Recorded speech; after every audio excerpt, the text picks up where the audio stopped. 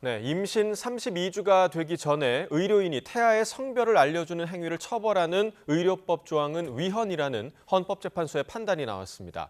헌재는 국민의 의식 변화로 남아 선호 사상이 확연히 사라진 만큼 해당 조항이 성별을 이유로 한 낙태를 막는 데에도 적합하지 않다고 판단했습니다.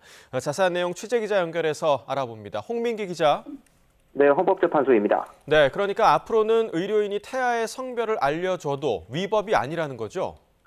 네, 그렇습니다. 의료법 제20조 2항은 임신 32주가 되기 전에 의료인이 태아의 성별을 부모나 주변 사람에게 알리면 처벌하도록 하고 있는데요. 헌법재판소는 오늘 이 조항에 대해 재판관 6대3 의견으로 위헌 결정을 내렸습니다. 태아 성별을 알려주는 행위를 금지하는 법은 그동안 많은 변화를 거쳐왔는데요. 초기에는 태아 성별 고지를 전면적으로 금지했습니다. 당시 우리 사회에 남아있던 남아 선호 사상으로 인해 성별을 알게 된 부모들이 낙태하는 경우를 막기 위해서였는데요. 지난 2008년 헌법재판소가 이 조항에 대해 헌법 불합치 결정을 내리면서 임신 32주 전까지만 태아 성별을 알릴 수 없도록 법입니다. 하지만 임신 32주 전에도 태아 성별을 알 수 있어야 한다는 주장은 부부들을 중심으로 꾸준히 제기돼 왔습니다. 이번 사건의 청구인인 부부 세 쌍도 성별을 이유로 한 임신 중단은 거의 이뤄지지 않고 있는데도 현행법이 부모의 기본권을 과도하게 침해한다며 헌법소원을 냈는데요. 오늘 헌법재판소가 부부들의 손을 들어준 겁니다. 헌재는 먼저 1993년 이후 남자아이와 여자아이의 성비가 꾸준히 균형을 이루는 등 국민의식이 발전하면서 남아 선호 사상이 확연히 쇠퇴했다고 판단했습니다.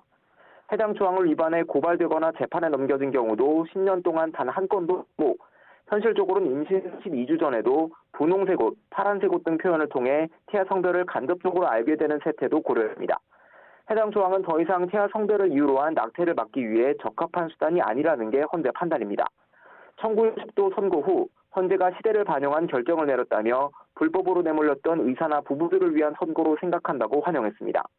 다만 이종석, 이은혜, 김영주 재판관은 남아 선호 사상이 완전히 사라지지 않은 만큼 성별 고지가 낙태로 이어질 수도 있다며 성별 고지 시기를 앞당기는 개선 입법을 위해 헌법 불합치 결정을 해야 한다는 의견을 냈습니다. 이번 위헌 결정으로 의료와 출산 현장에도 많은 변화가 잇따를 것으로 보입니다. 지금까지 헌법재판소에서 전해드렸습니다.